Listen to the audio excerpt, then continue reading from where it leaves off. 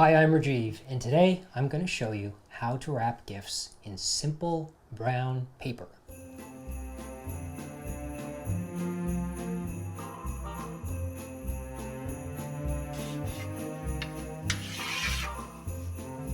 Last week, I arrived back in New York, back to my beloved apartment from a long trip, and I was greeted by a package from Germany. My old neighbor when I used to live in Munich, and now my good friend Beate, every year at the holidays, she sends me a big box, and in the box are goodies. She always sends an advent calendar from Munich. She sends a Stollen, the German cake covered in powdered sugar made with dried fruit, and then she sends gifts, and everything this year in the box was wrapped in brown paper. Brown paper packages tied up with strings, there's something about its simplicity that makes it one of my favorite things. Today, I am going to show you how I wrap up gifts in simple brown paper, but how I make them very, very beautiful in a functional way. So, let's get started. I make a lot of little things that I actually use, like I make soap. This is my favorite soap in the world to use. It is made of goat's milk, olive oil, coconut oil, and then there are some special things like frankincense and myrrh, and actual frankincense and myrrh, which makes it smell great, but it's great for the skin. I just love this stuff so much, and at one point I did have the intention of selling it, and then I made it all, and I couldn't part with it. I just loved how nice this felt. It makes a very hard bar of soap that doesn't get like soggy, and it also smells great, and it's great on the skin. It's very mild. I thought, why don't I create a nice little label for the soap so that it looked kind of official?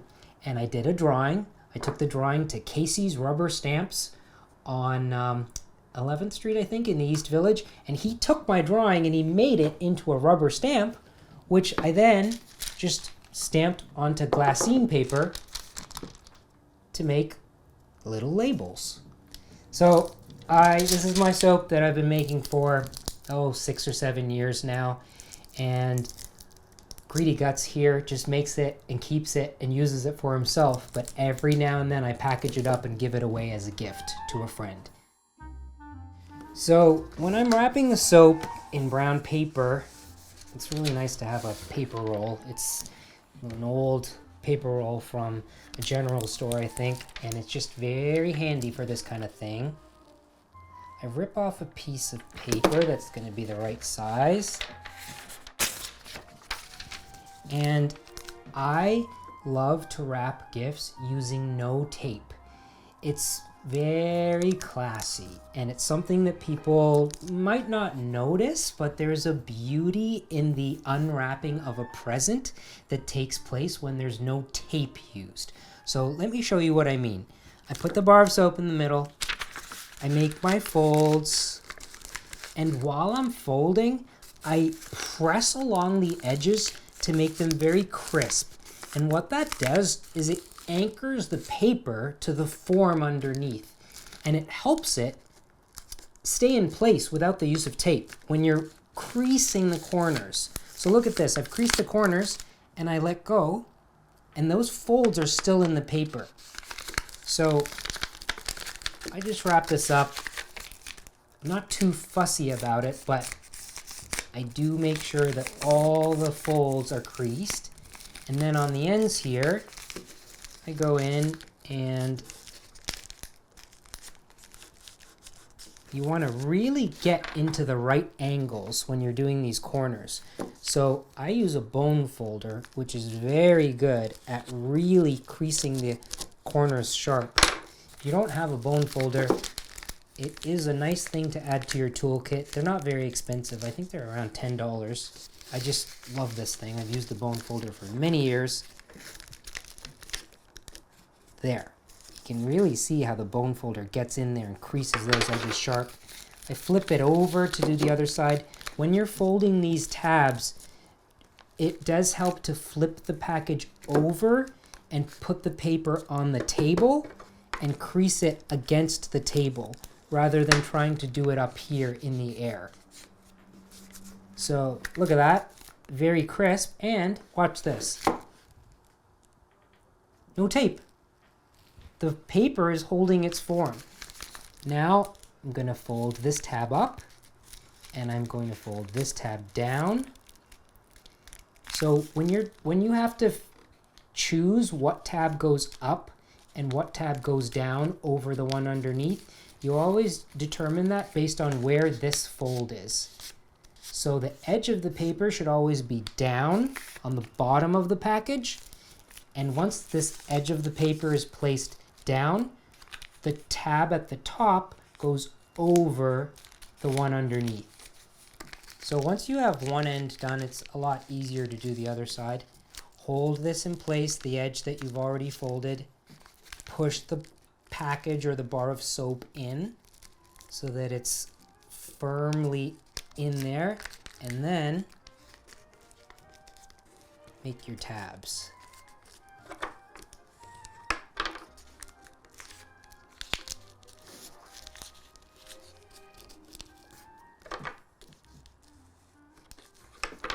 Flip this over so that I can use the table to anchor the paper down.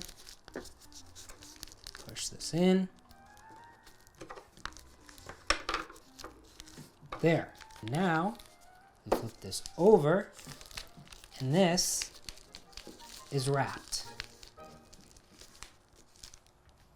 And look at that. No tape. And this paper is just holding itself in place. So there is more that we're going to do with this, but before we move on to the next step, I'm going to wrap something else. So a bar of soap, that's going to be a gift for a very special somebody this holiday season. Another gift is something else that I like to make, beeswax candles. They smell heavenly. So I've been making beeswax candles since I was in high school when my sculpture teacher, Mrs. Burke, asked me if I wanted to enter into a small business with her husband, who was a beekeeper. I said yes. Her husband, Mike, came into class after school, showed me how to dip beeswax tapers and said, I'll bring the wax, I'll bring the equipment, you make the candles, I'll take half and sell them, you'll take half and sell them. Deal? Deal. That was 20 years ago. And almost every single year for the last 20 years, I make candles once a year in the fall. So it's become a kind of almost spiritual ritual because Mr. Burke has since passed away. And I think of him every time I'm making beeswax candles. When someone teaches you something, that I believe is the greatest gift that a person can give another person. Because even after they've left this world, they've given you something that now you have forever, the knowledge of how to do something. So these beeswax tapers, the way that I like to package these up is also by putting a label on them. I made these labels. This was the label that I designed in high school when I was making candles with Mr. Burke. And these just go on around the tapers like a little collar. A little big. Just trim this. And you know what I love to use to stick this stuff together? I don't like using tape because people can see the tape. Like when they're taking off the label, they see the tape. So these are small details, but details to me, they matter. I like to use rubber cement, and I just put a little bit of rubber cement on either side of the label. That side and this side. Dries very quickly.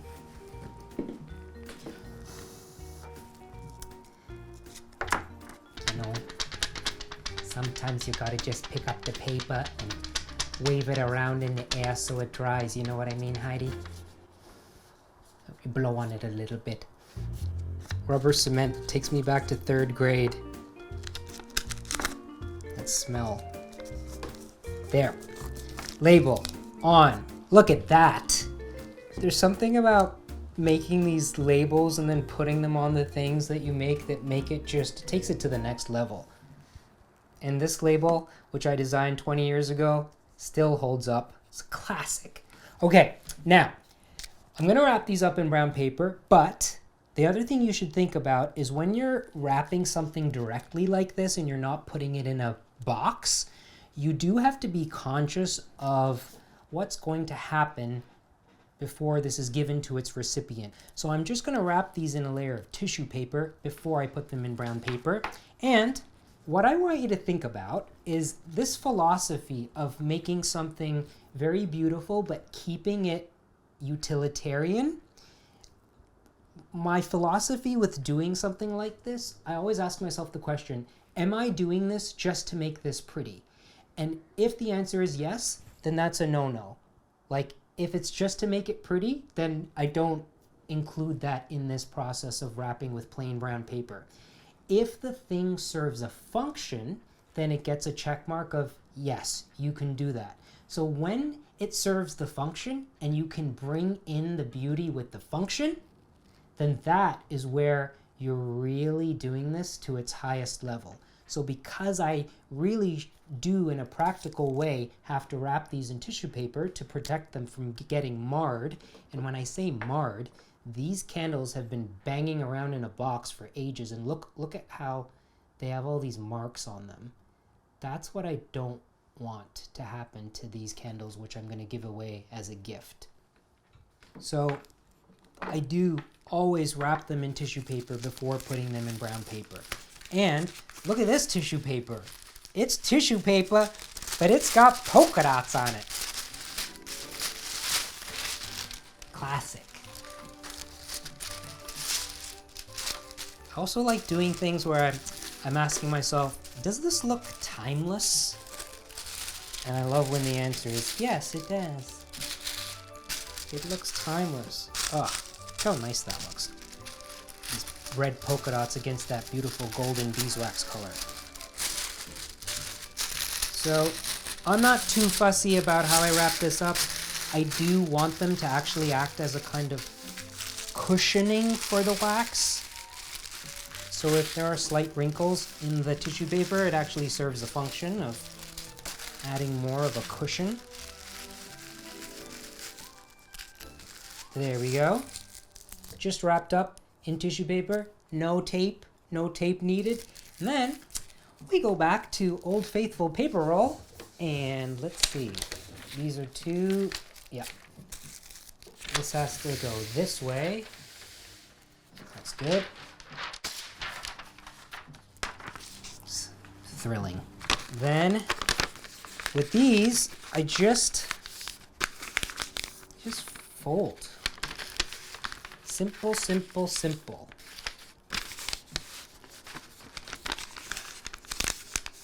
Brown paper is inexpensive. Brown paper is often recycled, so you're using a recycled material. Brown paper is also very easily recycled again. You can just put this into the recycling bin because it has no plastic on it, or if you have a fireplace or a fire pit, it's also great to use as the starter for the fires. So I'm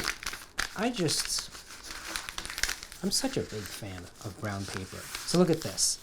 Just simple rolling up in there. No tape. Look at this.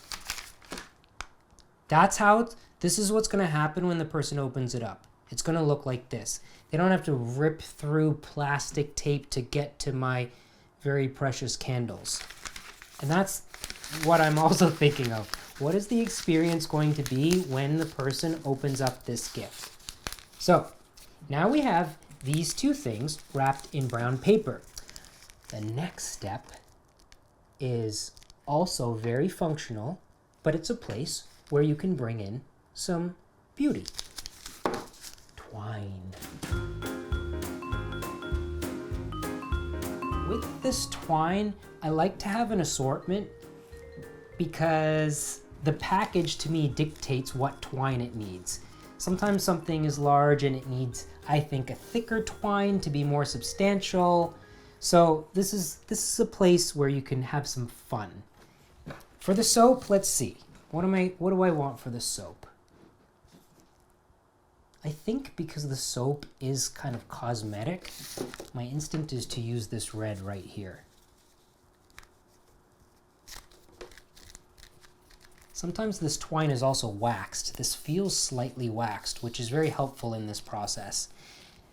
I just roughly measure out how much I'm going to need. Add a little bit for safety.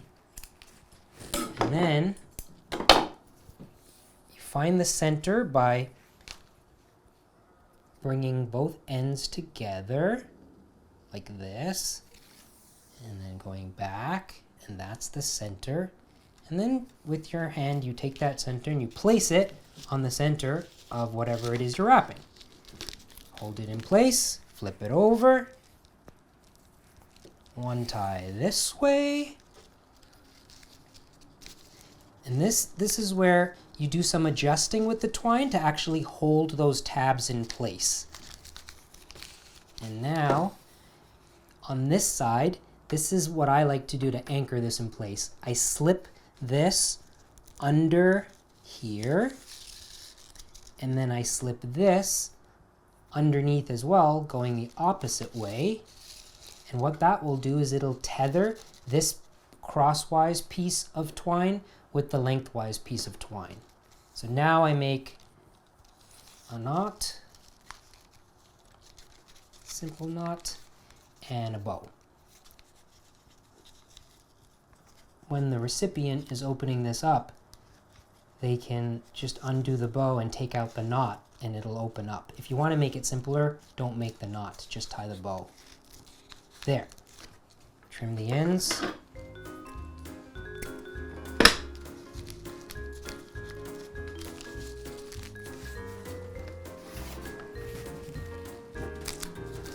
How nice is that? I just love doing this. Like this is my idea of a task that is made fun. I sit at my desk wrapping a bunch of gifts, and I lay out all my stuff, and then I choose and I make all the gifts very, very me. You know, I like this black linen twine. I'm gonna use this, which I haven't used before. It's new. This is where your string holder comes in handy. Measure this out roughly. Okay.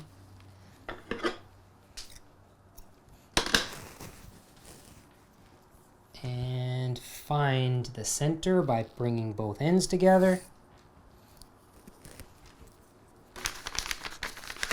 Now, this twine is what's really going to hold these candles together, the packaging of the candles together. So I'm going to start on the front of the package with my twine, place it in the middle, flip it over. It's okay that it's opening up, don't panic, and then while you're pulling this down, just put those folds back in place.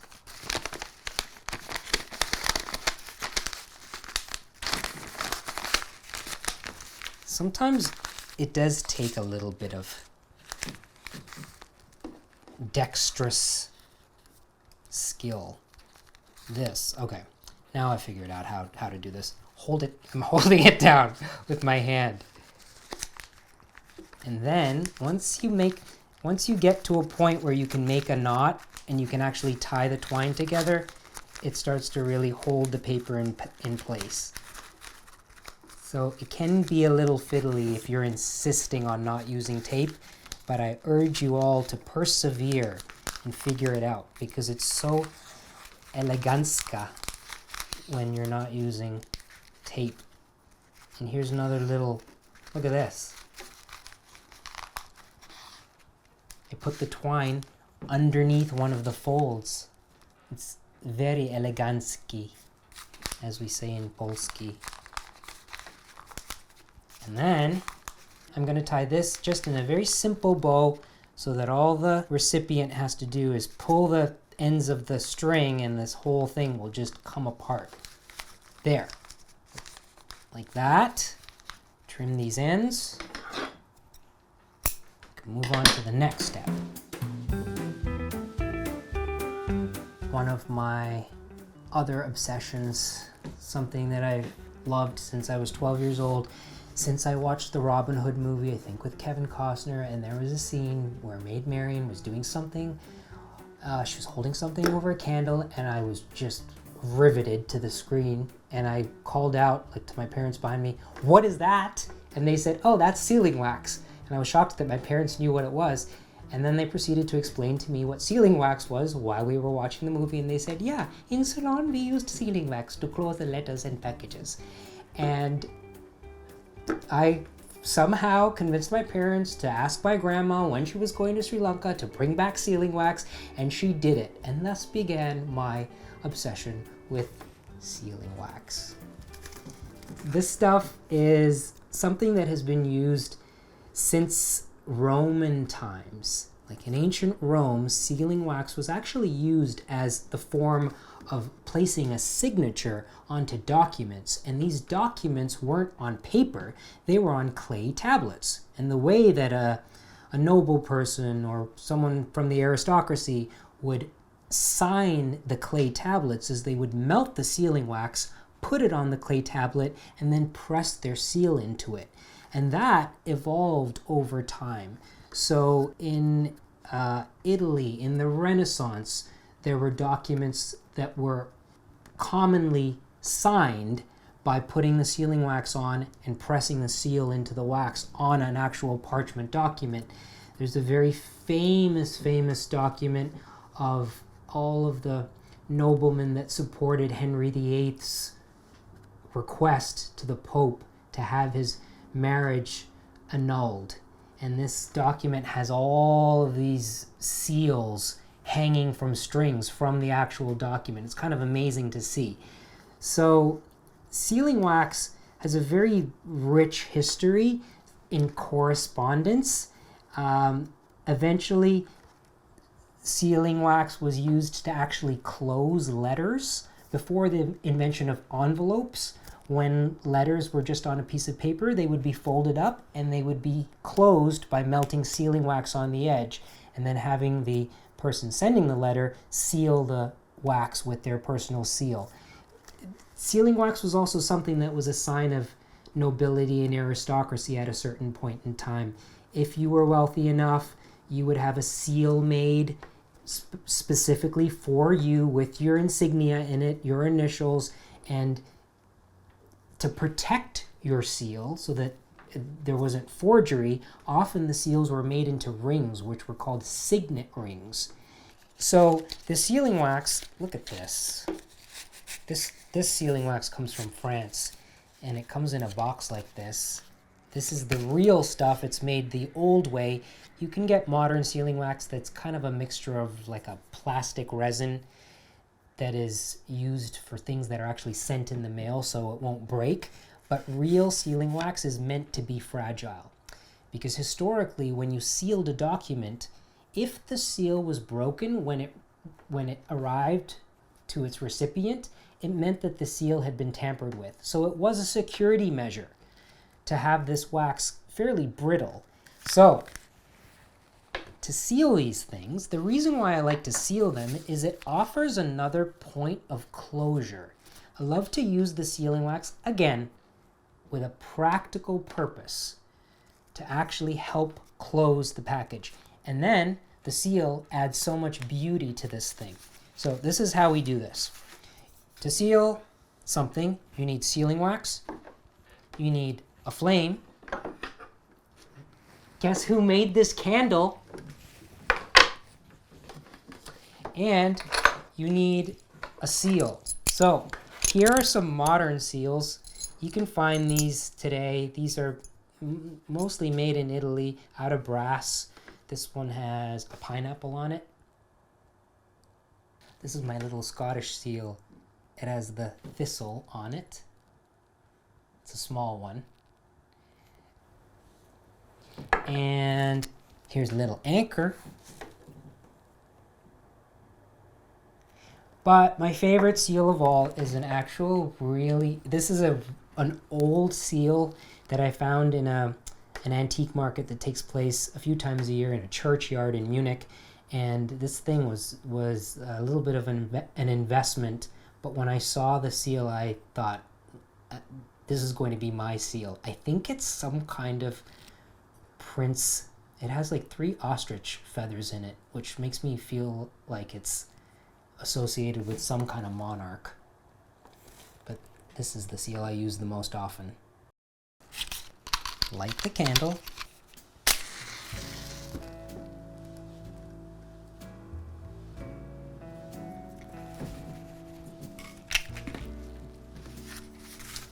And you warm the wax over the candle.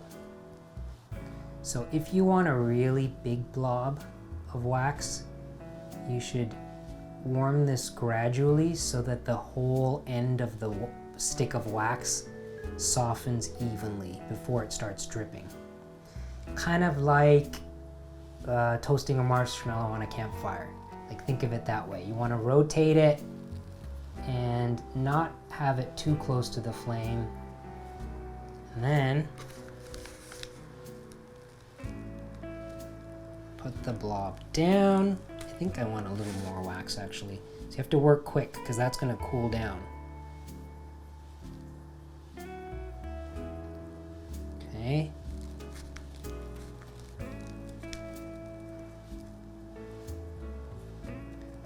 Oh yeah. Let's be tacky and make a big blob of wax. There. And I like to also put a couple of drips on here.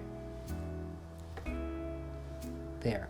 And while that wax is still hot, I breathe on the seal and I press down quite hard into the sealing wax. Hold it for a couple seconds and then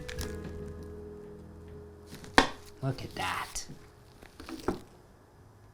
So you can see that I placed the actual seal over the twine and over the fold. And this is what I mean about actually using the wax in a very practical way. I didn't just put it anywhere on the paper. I chose a point on the paper where it would really help to hold this whole package together. Also, sometimes I put the seal down not actually paying too much attention and it's been upside down. So just look and orient the seal, place it down so that you know that it's going to be stamped in the right direction. Couple drips. Nice, elegant blob. And if you do this when it's very hot, the seal will be shiny.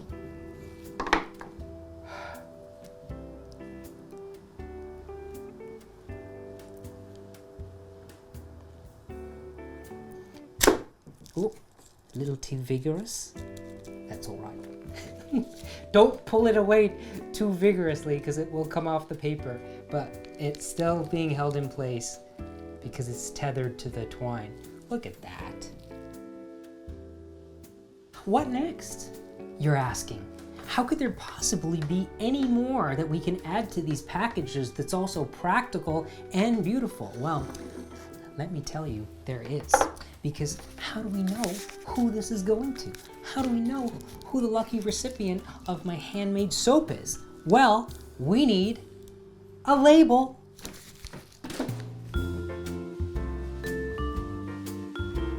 Another one of my little fetishes. I go around stationery stores and I look for tags and then I bring them home and I put them in my stationery box to have a variety. So I think for the soap, it really does have to be this little tag. Let's write Deborah on there.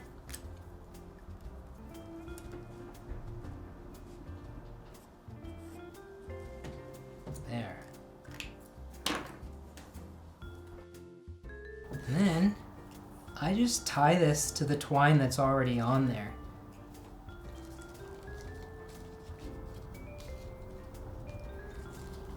don't interfere with the bow, because the bow has a function.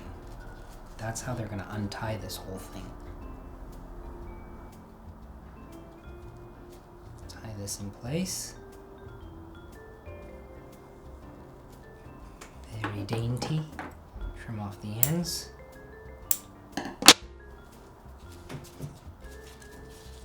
There. That is done. Isn't that so nice? So these are 2 little packages that have been wrapped with brown paper, tied up with string, sealing wax. But I want to show you what I would do if I had a large package. What I would do with a box like this is probably use ribbon.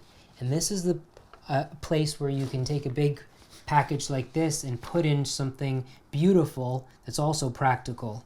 So you could use twine like this, but I think especially if it was at the holidays, I would use ribbon on a box like this. And I took it out, but in my closet there's a little dowel with ribbon on it. So I often just take the ribbon and hold it right up to the package and figure out, oh, what size ribbon do I want and what color ribbon do I want. Okay, I'm going to use this red and white striped ribbon because it's brand new, and hopefully there's enough on this roll. Let's check. You know, the big package needs a lot of ribbon, if you know what I mean, Heidi. So I'm going to tie this package up with ribbon, but I want to show you how I sometimes make a package look like a package that went through the mail. Even though I'm going to give this to someone in person, it's sometimes really nice to just kind of make it a fake mail package to make it beautiful. So in order to do that, I have to be conscious of where I'm going to write the addresses on the paper. And normally, what I would do is I would put the ribbon right in the middle, but because I'm going to write some stuff on the actual paper, I'm just going to move the ribbon slightly off center to create two areas where I can write addresses. And now I'm going to just tie this in place. This is where it does get a little tricky when you're not using tape and when you're making a YouTube video and you have to show everybody and angle it so that everyone can see. There. So I'm tying this on the back like this, and then I'm going to flip this around and tie it on the front. You can adjust these bands there. And now I'm going to slip these ends under here. One goes under this way. One goes under the other way. Where are you? Oh, here you are. So many red and white stripes. It's getting confused. There. Finally. Okay. Let's pull this taut again. Make sure everything's in place. And now, so I have the ends of my ribbon like this. And I'm going to tie where the 2 pieces of ribbon cross to anchor this in place. There. You can adjust afterwards. Things have become twisted. You can straighten things up. Now I'm going to make a very simple bow on here.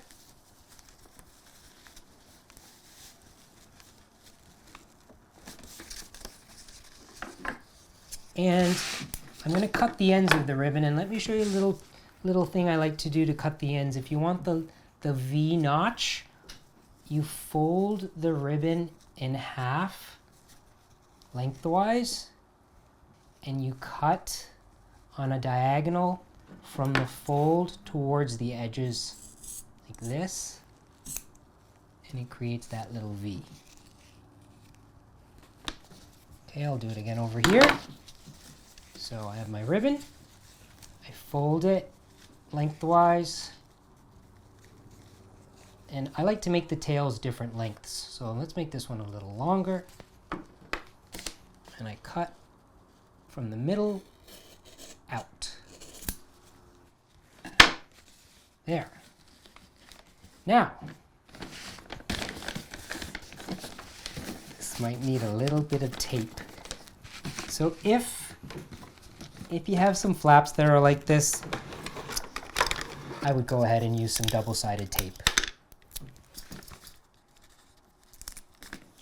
Just a little bit, and a little bit goes a long way. It anchors it in place. Now, two things to put on this package to make it really beautiful. I'm going to splurge, and I'm going to waste some postage stamps.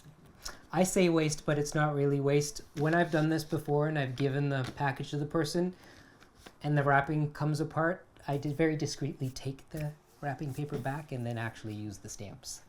Waste not, want not. So I always have a nice selection of stamps. I think I'm going to use something shiny for this package. Let's put on a stamp over here.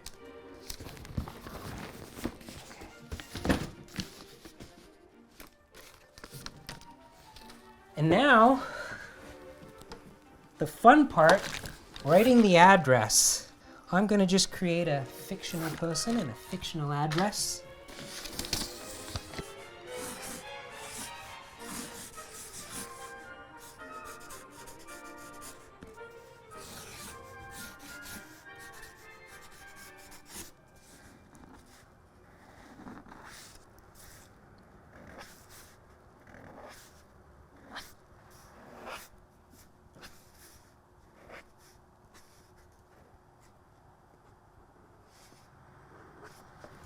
So, we have our beautiful big package tied up with a ribbon,